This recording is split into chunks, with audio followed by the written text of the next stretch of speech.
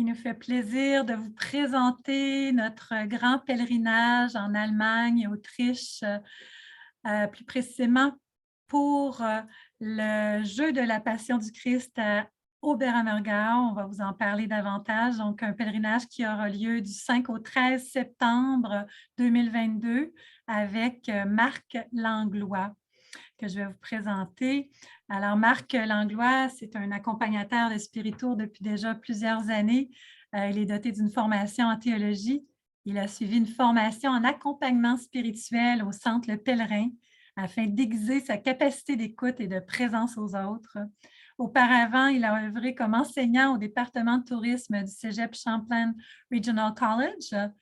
Son expérience très diversifiée dans le monde du tourisme, de guide accompagnateur à propriétaire d'agence, lui a permis de goûter à presque tous les aspects du voyage. Alors, sans plus tarder, Marc, je te cède la parole. Merci, Anne. C'est un grand plaisir que j'accepte cette invitation d'Anne d'accompagner ce voyage pour cet événement tellement spécial qui est le jeu de la passion d'Oberammergau. Ce n'est pas ma première expérience avec Spirito puisque j'y suis depuis 2009 et cette expérience m'a permis de faire des voyages absolument extraordinaires en Europe centrale, en Irlande, au Mexique, enfin il y en a plein d'autres. Et c'est un grand plaisir que j'entreprends ce voyage. Et peut-être que la plus grande joie dont je fais l'expérience, c'est celle de petits groupes, de groupes parlables, de groupes avec qui on peut échanger, de groupes qui échangent entre eux et d'avoir des moments d'arrêt où on stimule cet échange pour que ce ne soit pas que des voyages où on regarde, où on entend, mais des voyages où on peut partager l'expérience profonde. Et c'est toujours un moment extraordinaire que quand on se rencontre en dehors des déplacements et qu'on parle justement de ce qu'on ressent, de ce qu'on vit dans la journée. Et expérience extérieure autant de perception, d'apprentissage, mais aussi de changement intérieur, de spiritualité. Ça se fait toujours de façon gratuite, bien entendu, et libre, mais ce qu'on entend est toujours très, très, très émouvant et très nourrissant. Alors, c'est avec grand plaisir que j'entreprends ce voyage, surtout le voyage autour de cette célébration de la souffrance et de la passion de Jésus-Christ. J'en parlerai un peu plus tard. C'est un moment crucial. C'est sûr qu'on l'entoure de toutes sortes de belles choses, mais de visites de lieux qui ont influencé nécessairement la texture et l'évolution de ce jeu de la passion. Ce n'est pas le jeu de la passion qu'on a présenté en 1634, c'est un jeu de la passion qui a été complètement transformé et qui tient compte de réalités telles qu'on a vécues dans le village. Alors, comme le dit le texte, le jeu de la Passion s'est fait depuis 1634 au cours des Alpes bavaroises, donc tout près de la frontière d'Autriche. Et on parle d'un petit village d'Oberammergau qui, à l'époque de la peste, où on a inauguré ces Jeux de la Passion, comptait à peu près 75 personnes, dont la moitié sont décédées de la peste. Maintenant, le village compte à peu près 7000 habitants, dont à peu près 2000 participent activement aux Jeux de la Passion cette année, en 2022. C'est une histoire qui est basée sur la tragédie, bien entendu, de la perte de beaucoup de gens qui ont perdu des proches, la moitié de la population qui est morte. Mais ça en est suivi que les dirigeants du village de l'époque ont décidé de faire un jeu de la passion et ils l'ont fait dans le cimetière là où étaient enterrées ces victimes. Et ce n'est que plus tard qu'on a déplacé parce que ce jeu de la passion a connu une popularité telle que le cimetière était trop petit, puis il y avait des dommages qui se créaient, qui nuisaient. Donc, très tôt, on s'est rendu compte justement de l'ampleur du projet et on a décidé de ne faire le jeu qu'une fois aux 10 ans. Et depuis cette époque-là, il n'y a que quelques fois où le jeu a été interrompu pour des raisons très, très sérieuses. Et on a construit et agrandi un endroit dans le village qui est dédié strictement et de façon spécifique à accueillir les spectateurs et le jeu de la passion, une très grande scène, etc. Et puis, le village lui-même est extrêmement intéressant. C'est un village typique de l'époque. J'en parlerai un peu plus tard. mais on verra aussi l'importance du village au niveau du patrimoine culturel. C'est un village qu'on regarde à travers le monde, soit en le visitant ou dans des clips vidéo, etc. On voit ici un peu le paysage des Basses-Alpes, en été, bien entendu. On songe souvent aux Alpes comme étant enneigées. On verra ces pics neigeux, bien entendu, mais si on tournait le dos à 180 degrés. Alors, il y a de nombreux petits villages comme ça qui sont maintenant un peu plus grands, qui parsèment ces basses Alpes ou le pied des Alpes en Allemagne, en Bavière. Et nous verrons ces petits villages. Alors, nous partons de Montréal le lundi 5 septembre, qui est la fête de Sainte Thérèse de Calcutta, belle coïncidence, et nous nous enregistrons en soirée sur le vol d'Air Transat et nous allons atterrir à Venise. Quelle belle façon de commencer le voyage. À partir de l'aéroport Marco Polo, le transfert jusqu'à la place Saint-Marc, là où nous commencerons la visite, dure à peu près 1 heure. La première partie en autocar, bien entendu, mais le reste du trajet jusqu'à la place Saint-Marc se ferait en Vaporetto sur le Grand Canal. Ce que vous avez vu dans la diapositive précédente est une partie du canal, mais l'église que vous voyez là n'est pas la place Saint-Marc, ne vous en faites pas, nous allons voir ça tout à l'heure.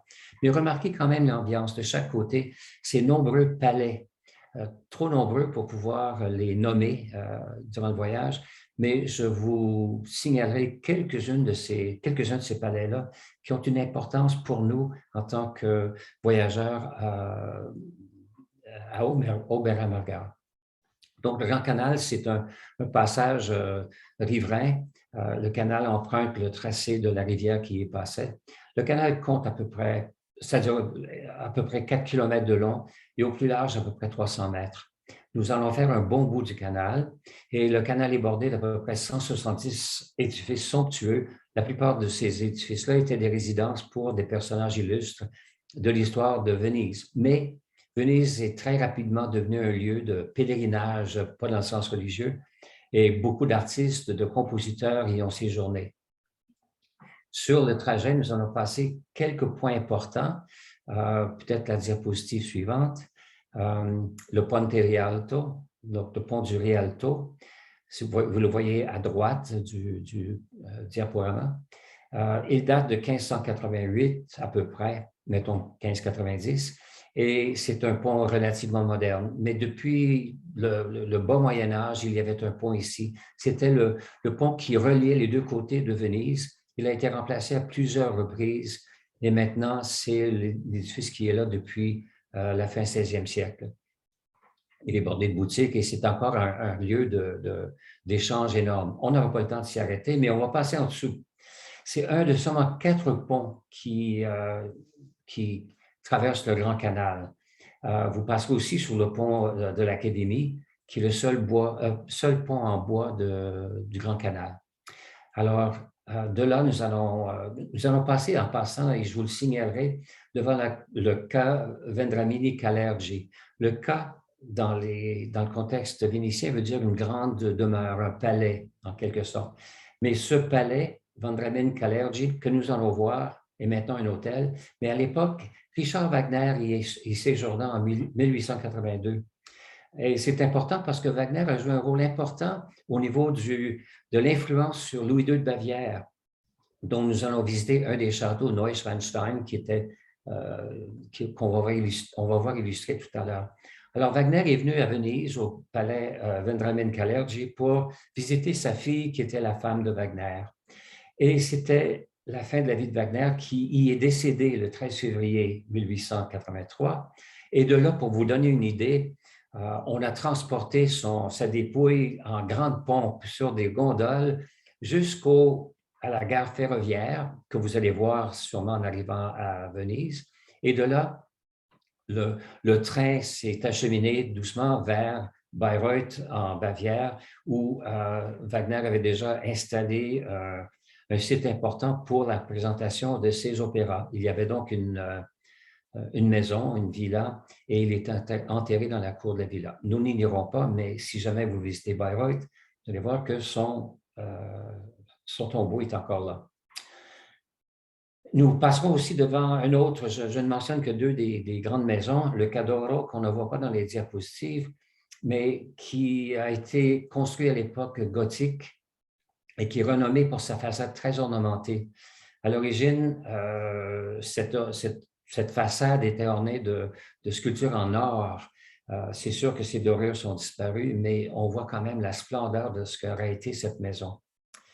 Alors, nous nous rendons à la place Saint-Marc. Vous la voyez là. Et devant vous, vous avez l'église Saint-Marc, bien entendu. Et cet édifice absolument flamboyant, magnifique, qui est très important. Et on peut se souvenir qu'il y a deux personnages qui vous sont sans doute chers au cœur, qui ont été patriarches de Venise. On parle de l'évêque de Venise comme étant le patriarche. C'est un patriarcat. Donc, deux figures importantes. Le premier, c'est Angelo Giuseppe Roncalli, qui a été patriarche de Venise de 1953 à 58. Mais nous, on le connaît beaucoup mieux sous son nom de pape. Il a été élu pape en 1958 et il a pris le nom de Jean XXIII. Donc, Jean XXIII était patriarche à cette basilique cathédrale. Le deuxième, c'est Albino Luciani, qui a été patriarche de 1970 à 1978. Lui qui a été élu pape en 1978, et il a pris le nom de Jean-Paul Ier. Alors, l'église Saint-Marc a une histoire assez intéressante. Cette église a été construite avec le but précis d'abriter les reliques de Saint-Marc. Venise était une république, la première république du monde en fait, une république extrêmement importante, extrêmement riche. Donc, on devait avoir une basilique qui ait des reliques extrêmement importantes. Alors, on raconte qu'en 828, deux Vénitiens assez coriaces sont allés voler le corps de Saint-Marc à Alexandrie, où il était enterré, et puis ils l'ont introduit clandestinement à Venise, justement, en le dissimulant sous des piles de viande de porc. C'est la légende qui dit ça. Alors, ce sont des pilleurs à gondole, si vous voulez. Chose importante, vous voyez en plein milieu de la diapositive, en haut de la première arche, 4 chevaux qui sont les quadriges triomphales. Ce sont des chevaux qui sont en bronze, qui sont magnifiques et qui sont un peu le symbole de Saint-Marc. Le symbole principal, bien entendu, c'est le lion que nous voyons tout à fait au haut de la diapositive, juste en bas de la coupole. C'est le lion de Saint-Marc. Saint-Marc, comme évangéliste, on l'identifie avec son lion. Alors, c'est sûr que le lion de Saint-Marc figure sur la façade de la basilique. On a vu dans la diapositive précédente le campanile de Saint-Marc. C'est le clocher, en fait, de Saint-Marc. Il mesure quelques 99, on le voit à gauche ici. La photo, en passant, n'est pas prise de la place Saint-Marc, elle est prise de l'île en face. Cette campanile mesure 99 mètres de haut et à son sommet, il y a un phare qui sert même activement présentement pour la navigation dans le port de Venise.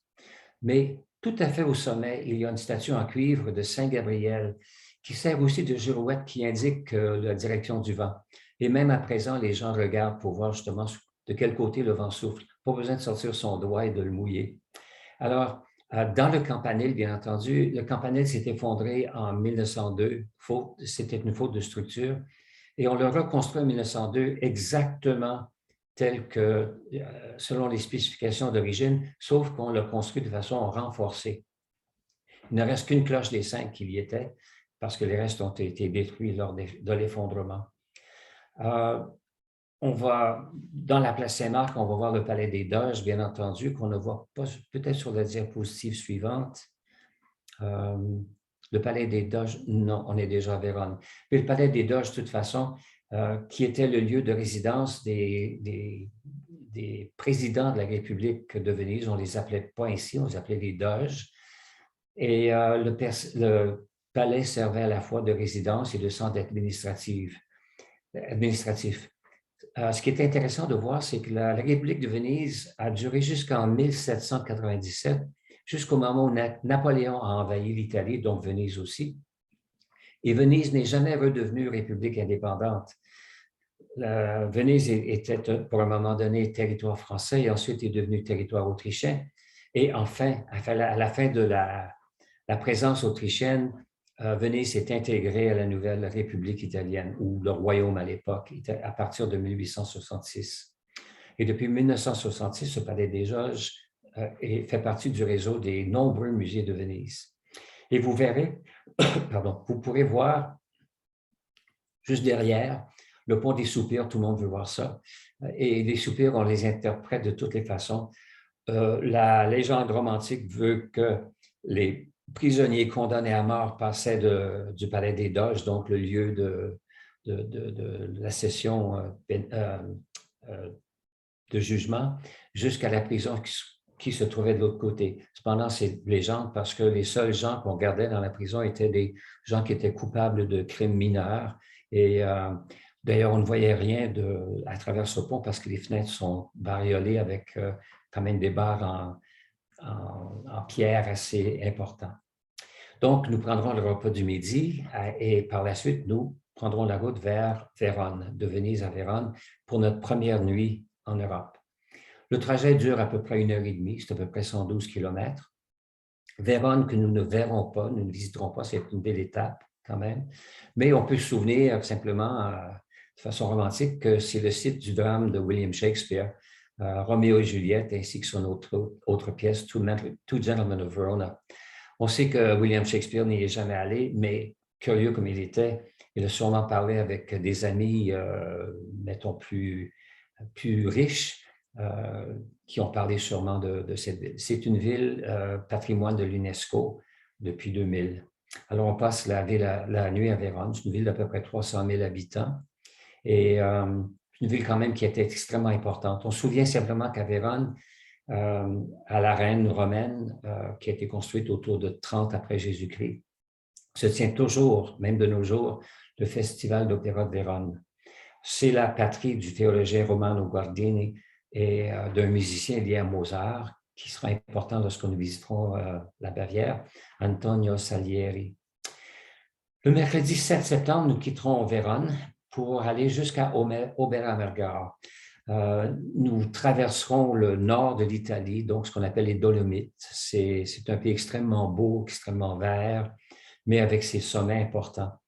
Nous passerons par le lac de Garde, le plus grand lac d'Italie, nous longerons, et puis nous verrons au lac de Garde, le climat est particulièrement doux, et nous pourrons même voir des palmiers, ce qui va faire du bien après notre hiver bien québécois. On passera par Bolzano, tout simplement, et qui est la ville qui a bénéficié de la plus haute cote de la qualité de vie en Italie. On y parle d'ailleurs une langue qui est propre à l'endroit, le ladin, qui est une langue romantique, mais qui n'est propre qu'à l'endroit. Nous passerons par le Brenner Pass, qui est le passage de plus basse altitude, mais qui permet de traverser les Alpes de façon la plus facile. Nous passons tout à côté d'Innsbruck, mais que nous reverrons en détail lors d'une visite subséquente. Nous passerons par Garmisch-Partenkirchen, qui est un centre de ski important, et nous passerons simplement, mais c'est l'endroit qui a été l'hôte des Jeux olympiques en 1936, et les premiers Jeux olympiques d'hiver à afficher le ski alpin. Alors, on mange en route, on s'installe à l'hôtel Oberammergau et on passe la bonne nuit, la première nuit vraiment après une journée entière en Europe. Après le petit déjeuner, le jour 4, donc le jeudi 8 septembre, nous partirons pour Ettal. Ettal est un monastère bénédictin, rococo. On ne le voit pas tout de suite. Bon, on voit Oberammergau là très rapidement, j'en parlerai tout à l'heure. J'en parle tout de suite, tiens. Oberammergau, on connaît Oberammergau surtout pour le jeu de la Passion, mais ce qu'on oublie souvent de mentionner, ce sont ces maisons peintes, comme vous voyez. On appelle ça le Lüftermalerei. Ce sont des peintures sur les maisons. C'est une peinture qu'on pratique depuis des siècles. Et les motifs sont surtout religieux.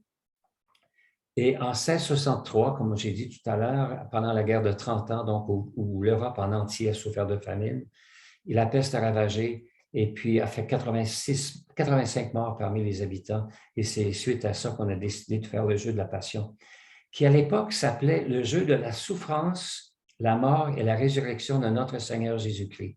Ça a été abrégé par la suite, bien entendu. Alors, à la Pentecôte 1634, les fonctionnaires de la place ont rempli leur engagement, leur promesse en faisant le premier jeu de la Passion. Et puis, comme j'ai dit, ça s'est commencé dans le cimetière et puis on a transféré à la ville. Depuis 1990, en passant, on joue la Passion dans un édifice rénové et agrandi qui peut accueillir plus de 4700 spectateurs. Et comme j'ai dit, le jeu de la Passion comporte à peu près, c'est-à-dire engage à peu près 2000 habitants de la ville. On prend le repas du midi à Amergau et on assiste, ça c'est la journée suivante. Revenons à Ettal, puisque nous y sommes au niveau de la diapositive. C'est un monastère bénédictin et comme beaucoup de monastères bénédictins en dehors de la France en passant, c'est une observance qui est un peu plus large. Les bénédictins, en Allemagne en particulier, en Autriche aussi, tiennent des écoles, des collèges et des universités même. Donc, ce monastère qui a été fondé en 1330, l'édifice date de beaucoup plus tard, a été fondé par l'empereur Louis IV de Bavière. La Bavière était déjà un royaume. Il est en rococo bavarois et cet édifice a été construit en 1744 suite à un incendie qui a détruit l'ancien monastère. Alors, c'est ici aussi, dans ce monastère, que fut composé le jeu de la Passion d'Omer Amergau, le jeu de la Passion qui a été utilisé à partir du 18e siècle et qui a été transformé au 20e siècle, bien entendu. C'est un moine de l'endroit qui s'appelle Ferdinand Rosner, qui a composé ce premier jeu de la Passion. Donc, on peut passer, vous voyez les détails du baroque bavarois, ce baroque magnifique qui est très théâtral, extrêmement richement orné. Vous voyez ces détails, on a l'impression parfois de réalité. Et nous voilà au jeu de la Passion, dont je vais parler un petit peu plus suite à ce petit vidéo.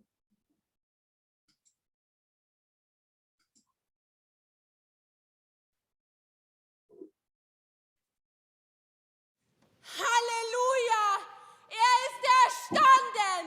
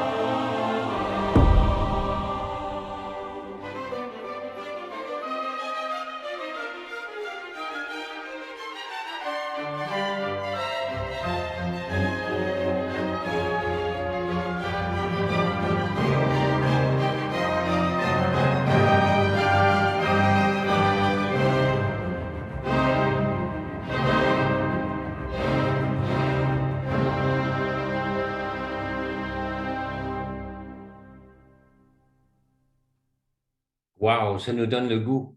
Chaque fois que je vois ce petit vidéo, c'est comme, je deviens très, très encouragé, puis j'ai vraiment le goût de partir. C'est vraiment magnifique. C'est une expérience unique. C'est une expérience que vous n'oublierez jamais, ça c'est certain. Alors, je reviens au jeu de la Passion. Depuis 1680, bien entendu, on a cessé de faire ce jeu tous les ans, tel qu'on avait promis, et on ne le fait qu'aux 10 ans. Je vais parler un petit peu de ça maintenant. Les représentations se sont succédées fidèlement aux 10 ans. Il n'y a eu que 4 interruptions et l'interruption de 2020 à 2022, c'est la 4e interruption où on a dû reporter le jeu de la Passion à cause de la pandémie, bien entendu.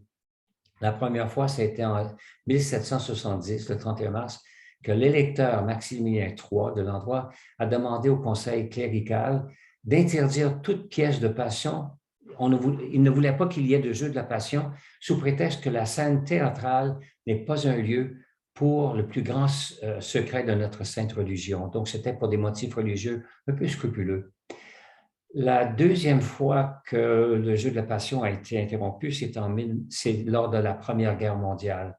On a dû remettre le jeu de la Passion. On l'a simplement supprimé en 1920. Ou c'est-à-dire, non, on l'a repoussé en 1922, pardon, je m'excuse. Et la troisième fois que le jeu de la Passion a été interrompu, c'était en 1940 à cause de la Seconde Guerre mondiale. Donc, toutes des raisons tout à fait valables. Je tiens à signaler que le jeu de la Passion, c'est pas quelque chose de nouveau à Aubert-Amergard. On joue la Passion depuis le Moyen Âge, surtout sur les parvis de l'Église. C'était une façon de rendre vivante l'histoire de l'Évangile. Alors, Aubert-Amergard l'a pris de façon particulière, avec une mise en scène particulièrement prenante dès le début, et avec une attention au goût des gens de l'époque. Donc, c'est demeuré très populaire. Le jeu de la Passion a subi de nombreux remaniements en 1800, en 1960, etc. Mais ce qui est important, c'est qu'à partir de 1990, on a commencé une réforme vraiment très profonde du jeu de la Passion, changement de texte, la musique aussi. Ce que vous avez entendu, c'est un extrait de la Passion de Jean-Sébastien Bach qu'on a intégré d'une façon quelconque. Depuis 1990, on a fait attention d'enlever tous les éléments qui pourraient paraître antisémites. Donc, la communauté juive est très, très engagée dans la production. La musique a été modernisée. Comme vous avez entendu, on a intégré du Bach.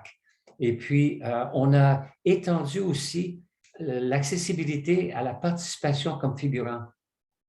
Jusqu'à l'an 2000, il fallait que les figurants soient citoyens chrétiens, nés et vivant depuis au moins 20 ans à Aubert-Amergard. Donc, tout le monde qui était là pour moins de 20 ans ne pouvait pas participer. Mais là, on a ouvert.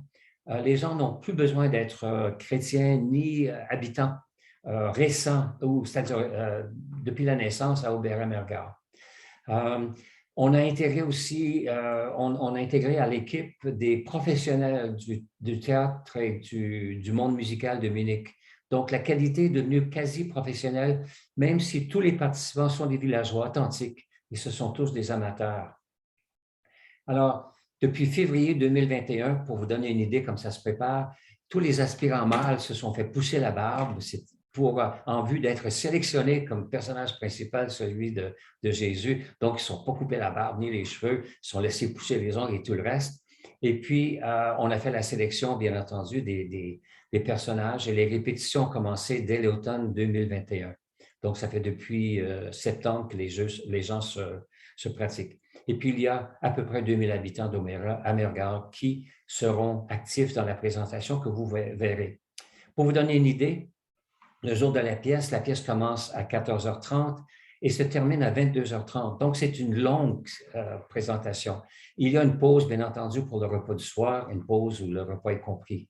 Et les représentations vont commencer cette année, le 14 mai, et se terminer le 2 octobre.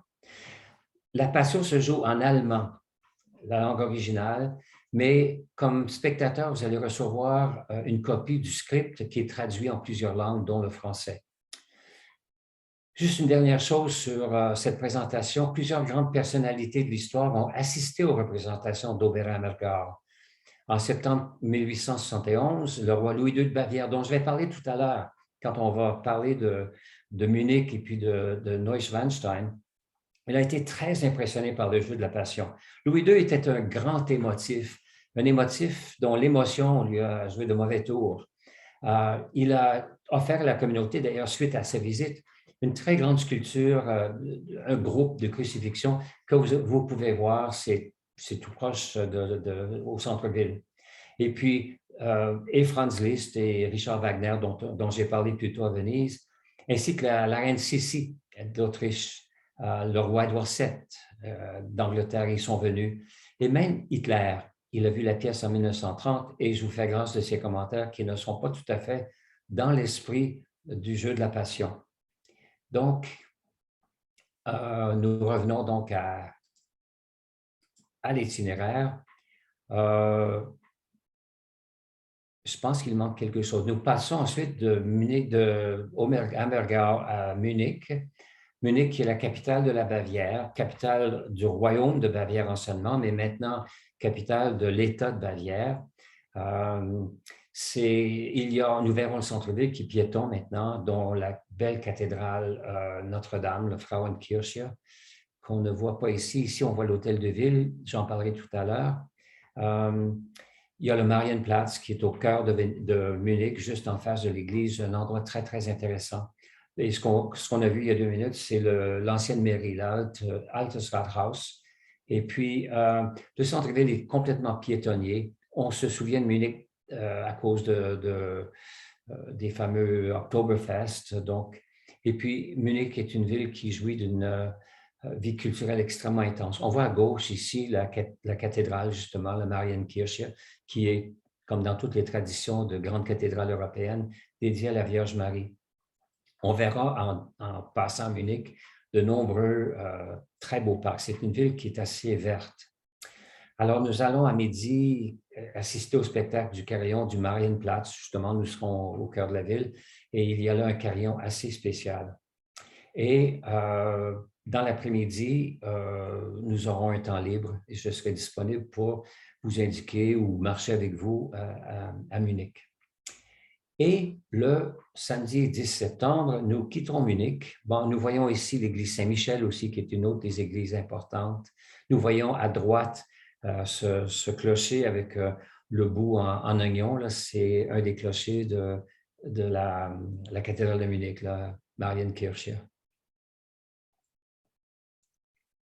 Encore là, vous voyez à gauche les deux beffrois, les deux de la cathédrale.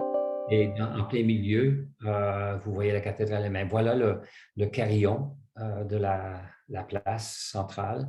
Et vous avez une très belle image de la place centrale, mais vous voyez la prédominance de la cathédrale qui est vraiment centrale à Munich.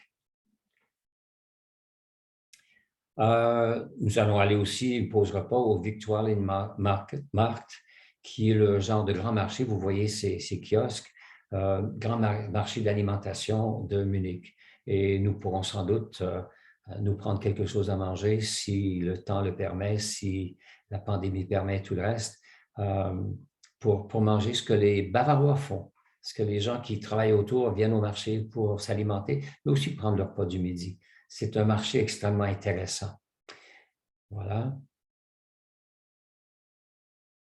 Et nous partons pour les Basses-Alpes bavaroises. Et cette image est très évocatrice. Vous voyez les Alpes d'abord. Nous sommes au bas des Alpes. Les pics ne sont pas encore blancs, et vous les verrez en arrière-plan. Et vous voyez à gauche le château de Neuschwanstein, qui est dans le petit village de Füssen. C'est un château de rêve que Louis II a fait construire. Il avait en tête les héros des opéras wagnériens. Louis II était envoûté par Wagner. On voit ici à droite le château. On voyait tout à l'heure un autre château qu'il y a. Il y a un deuxième château qui est le château familial des Wittelsbach, qui est le nom de famille des rois bavarois. Ce château n'a été habité que 172 jours. Et Louis II, qui a fait construire ce château avec des fonds, ce château a coûté une fortune et puis est inspiré des opéras de Wagner, et la sculpture à l'intérieur va vous épater. C'est incroyable comme c'est beau. Et pauvre Louis II n'y a dormi que 11 nuits. Vous voyez ici l'entrée principale. C'est vraiment un site d'opéra de Wagner. Il n'y a dormi que 11 nuits avant qu'on vienne le chercher, la police du gouvernement, qui, suite à une décision gouvernementale, a fait décréter que Louis II était malade, qu'il avait des difficultés émotives, et on l'a déposé comme roi. On l'a amené dans un autre de ces châteaux que nous ne verrons pas, bien entendu, mais où un jour on l'a trouvé noyé dans le lac de Starnberg. On ne sait pas si c'était un suicide ou si c'était provoqué. On l'a trouvé avec son psychiatre qui était aussi noyé en même temps. Voilà pour ça. C'est un château qui fait une impression incroyable. Et vous voyez en haut, dans le pignon, une production de ce qu'on aurait vu aussi à Oberammergau, ces peintures sur les murs des maisons. Le château intègre quand même des éléments culturels bavarois. C'est fascinant. Et son site est merveilleux.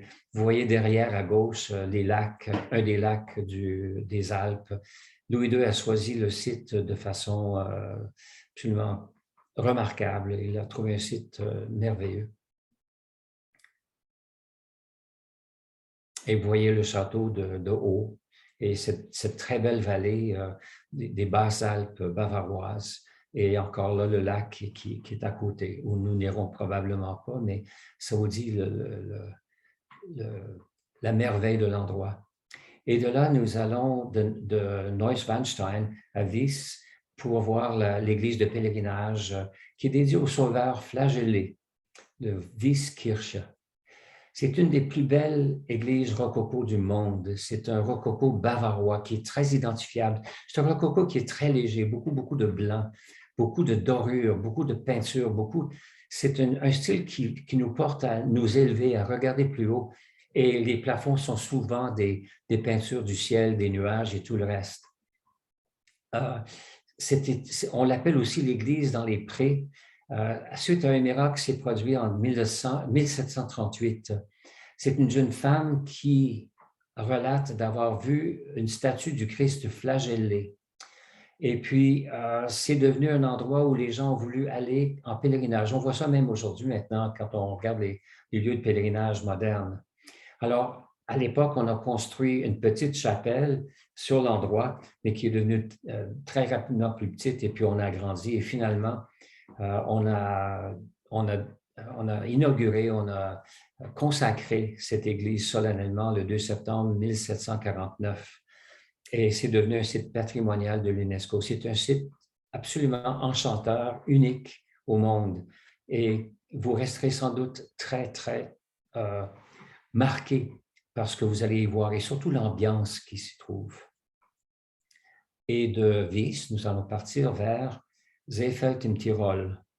Nous sommes dans le Tyrol allemand, bien entendu, et nous allons passer au Tyrol autrichien. Il y a aussi un Tyrol italien que nous avons traversé il y a quelques jours. Alors, nous passons à Seefeld, qui a une population d'à peu près 3000. Vous allez voir que beaucoup des petites villes dans les Alpes autrichiennes sont très petites. Et la plupart, ou un bon nombre en tout cas, sont des stations de sport d'hiver. Ce sont des villages en plein cœur des Alpes. Et à Seefeld im Tyrol, Seefeld, c'est un See en allemand, c'est un lac. Et nous allons habiter dans ce village au bord du lac de Seefeld. À partir de là, nous allons à Achensee. Achensee qui est sur le lac d'Aachen, See encore qui dit lac, d'Aachen, vous voyez une photo du village. C'est une ville dont la qualité d'eau est exceptionnelle. Nous allons tous nous assurer d'en boire. Et dans ce lac, on peut voir jusqu'à 10 mètres sous l'eau en temps normal. C'est un des plus beaux des lacs des Alpes. C'est un des plus importants aussi. Nous ferons un petit tour de bateau sur le lac, d'Achensee à Partisau, qui est un autre village autour du lac. Et Partisau, c'est une ancienne résidence de Maximilien I d'Autriche, c'est un des empereurs d'Autriche, Habsbourg. Nous prendrons le repas de midi à Partisau et nous passerons l'après-midi voyez le lac où nous ferons une excursion à bateau. Comme j'ai dit, de Aachenkirch à Partisau. Et en après-midi, nous avons de Partisau à Schwarz. Vous voyez le petit village avec ces petites églises absolument charmantes. Et tout est bâti à flanc de montagne. C'est époustouflant. C'est d'un charme incroyable. Vous voyez, Partisau, une partie du village, mais au centre, et il y a bien entendu toutes les installations de ski que nous voyons là. Et nous passons un petit bout de temps à Partisau. pour apprécier l'ambiance. Et de Partizan, nous allons à Schwaz. C'est un trajet de 25 minutes. Vous voyez le charme de cette ville. C'est une ville quand même un peu plus importante, qui a à peu près 14 000 de population. C'est quand même pas une métropole. Et puis, c'est une ville maintenant qui est un peu somnolente, une ville assez tranquille. Et puis, où il fait bon de marcher. Puis, vous voyez encore ces maisons peintes. Et puis, mais c'était une ville qui, au Moyen Âge, était une des plus importantes d'Europe. On voit comment les temps changent et puis ce qui est important tout à coup ne devient plus important, etc. C'est un peu la cruauté de l'histoire. Et puis à partir de Schwaz, nous allons aller à... Vous voyez ici le cloître de l'église franciscaine que nous avons visité ici à Partizan. Vous voyez les sculptures. Les sculptures sur bois et sur pierre occupent une position importante au Tyrol. On parlait tout à l'heure de Oberammergau où le roi Louis II a donné même une sculpture. On faisait beaucoup de sculptures, de peintures parce que la vie était quand même assez austère et puis on s'enrichissait un peu comme en France avec les vitraux dans les églises. Dans le Tyrol, c'est beaucoup plus au niveau de la sculpture et de la peinture qu'on apprenait l'histoire de la Bible, l'histoire de Jésus, etc. Vous voyez encore Seefeld avec, vous voyez un contraste, cette église qui a le clocher très, très, très pointu, qui est caractéristique de l'endroit.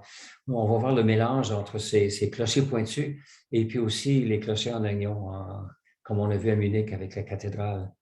Ça représente des époques différentes. Bien entendu, l'oignon est une influence turque dont on a eu très peur à une certaine époque. Les Turcs qui se sont envahis une partie. Alors, nous venons jusqu'à Innsbruck. Le Bruck, c'est la rivière Innsbruck, qui est une ville importante. C'est une ville d'à peu près 120 000 de population. Les Jeux olympiques d'hiver, bien entendu, se sont tenus en 1964 et en 1976. Des endroits importants, on voit dans la diapositive de droite la cathédrale Saint-Jacques, ainsi que la basilique des 4 colonnes. Nous allons passer devant. Il y a aussi le mausolée de l'empereur Maximilien. C'était un empereur d'Autriche qui habitait la région avant que le siège de l'Empire passe à Vienne.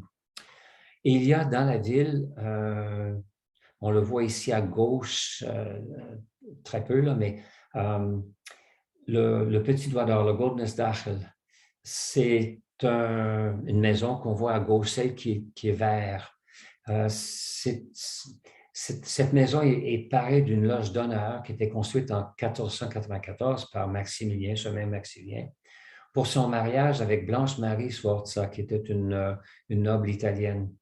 Elle est surmontée d'une loggia, c'est-à-dire un genre de balcon qui est enfermé, on pouvait ouvrir les fenêtres, et puis qui était recouvert d'un toit fait de 2657 plaques d'or cuivrées dorées.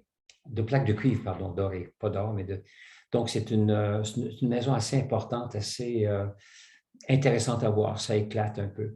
C'est une ville que Marie-Thérèse d'Autriche a particulièrement affectionnée.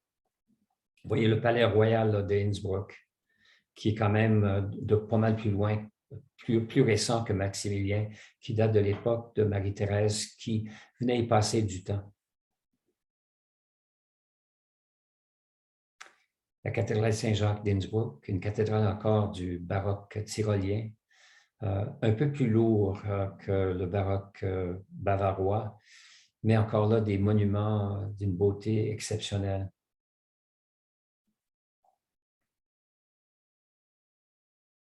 Et puis, nous revenons vers Venise. Nous allons auparavant, cependant, avant de revenir à Venise,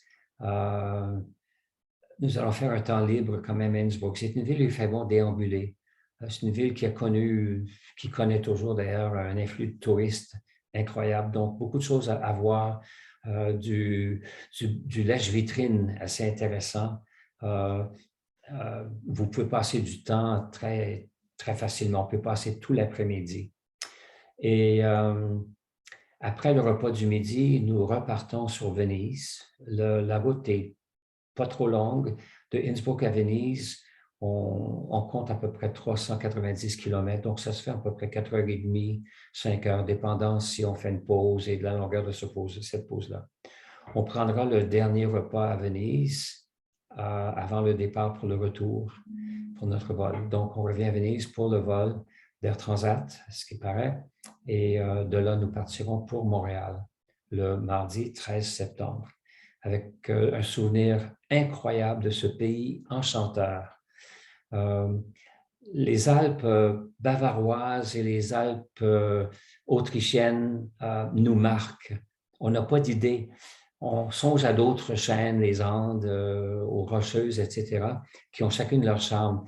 Mais les Alpes autrichiennes et puis bavaroises sont habitées et sont parsemées de très beaux petits villages où il y a une richesse culturelle incroyable et toute une histoire. C'est sûr qu'on ne peut pas tout connaître de cette histoire-là, mais l'ambiance fait qu'on a le goût de simplement s'immiscer dans ces villages et de goûter la douceur de vivre et la beauté du paysage. Donc, c'est un voyage inoubliable qui comporte tellement de facettes, celle de l'intensité des Jeux de la Passion, du jeu de la Passion, qui sans doute vous marquera profondément.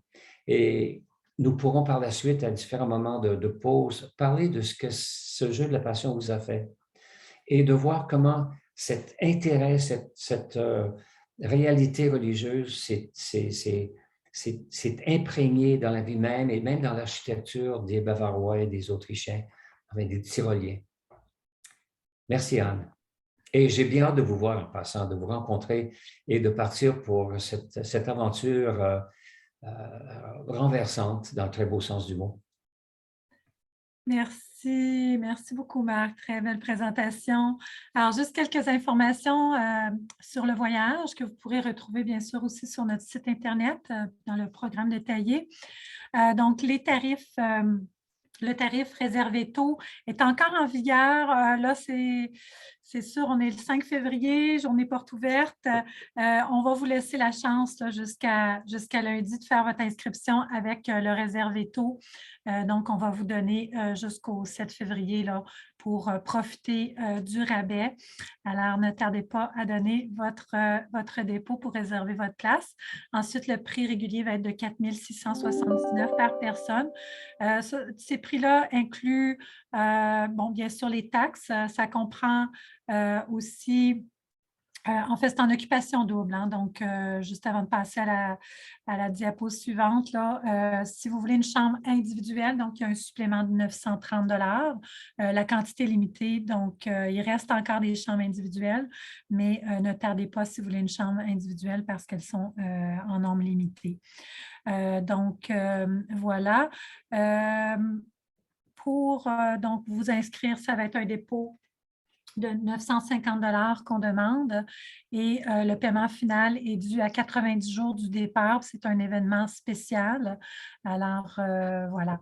Le forfait, qu'est-ce que ça comprend? Donc, le vol aller-retour Montréal-Venise, c'est un vol direct avec Transat. 7 nuits d'hébergement en hôtel de catégorie 3 et 4 étoiles, en occupation double ou simple si vous le désirez. Ensuite, vous avez 2 repas par jour, donc tous les petits déjeuners sont inclus ainsi que les soupers. Vous avez aussi un repas du midi, l'heure du spectacle, le Passion Play, le jeu de la Passion à Oberammergau. Le spectacle, bien sûr, est inclus, le jeu de la Passion. Donc, c'est des billets de catégorie 2, incluant le forfait boisson. Vous avez le transport en autocar climatisé selon l'itinéraire, autocar privé avec chauffeur privé, bien entendu.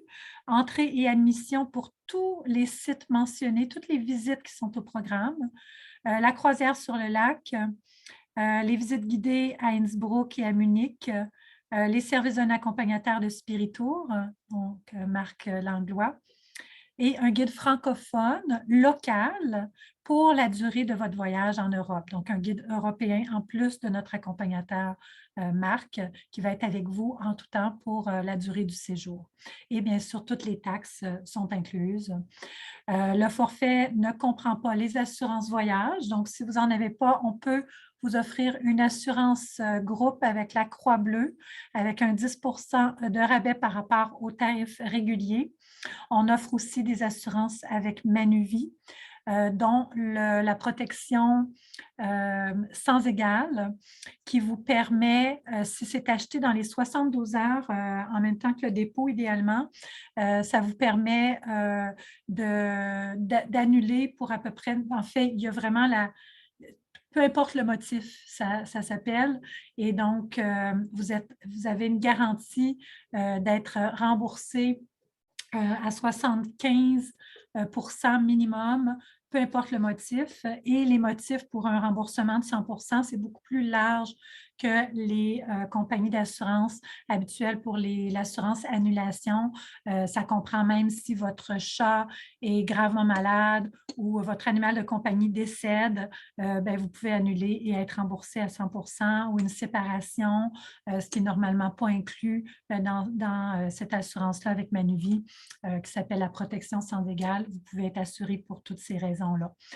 Autant Manuvie que la Croix-Bleue, vous êtes assuré avec les soins médicaux d'urgence, vous êtes assuré si vous tombez malade pendant le voyage et vous attrapez la COVID. Donc, la COVID, c'est inclus et même c'est inclus aussi les frais de subsistance en cas de quarantaine. Par contre, le billet d'avion pour revenir n'est pas inclus, mais tous les frais de quarantaine, que ce soit l'hôtel, les repas, tous les frais de subsistance pendant votre quarantaine, qui pourraient être comme jusqu'à 2 semaines après le voyage, tout ça, c'est inclus dans votre assurance. Alors, n'hésitez pas à nous contacter si vous voulez avoir plus de détails. Par contre, l'assurance annulation ne couvre pas la COVID si vous tombez malade avant de partir. Donc là, c'est plein de détails, là, mais voilà, je ferme la parenthèse par rapport aux assurances. Donc, les repas du midi ne sont pas inclus, sauf celui à Aubert-Margard lors du spectacle. Donc, prévoir un budget pour ça. Les pourboires, les dépenses personnelles, donc ça, c'est à vos frais. La contribution du fonds d'indemnisation des clients des agents de voyage, de l'OPC, il faut calculer 3,5 par 1 000 $, donc c'est 0,35 donc ça, ce n'est pas inclus, là, c'est en su. C'est une protection financière qui est obligatoire avec l'OPC, qui ne coûte pas cher et qui vaut vraiment la peine parce que si jamais un des prestataires faisait faillite ou si vous ne recevez pas les services pour lesquels vous avez payé, vous avez cette protection-là avec le FICAV qui vous rembourserait en cas aussi de force majeure. Donc, le nombre de participants, c'est minimum 30 à 42 personnes, donc les places sont limitées. Et puis, voilà, donc bien sûr, ça vous prend votre passeport valide et pour le moment, le passeport vaccinal là, est exigé pour participer au voyage, pour voyager, pour prendre l'avion et donc pour participer à ce voyage. Alors, n'hésitez pas, si vous avez des questions, à nous contacter et Marc, je te laisse le mot de la fin. Bien sûr, il va y avoir une période de questions-réponses par la suite. Bon, merci beaucoup, Anne. Et j'ai déjà hâte de partir. C'est pas mon premier voyage, mais on dirait que ça l'est. Toute cette excitation de voir Venise, de passer de l'Italie en Allemagne, dans les villages alpins et surtout cette occasion absolument extraordinaire, cette chance de pouvoir voir le jeu de la passion. Et je vous y attends parce que pour moi, le plus important, c'est vous. Merci beaucoup, Marc. Plaisir.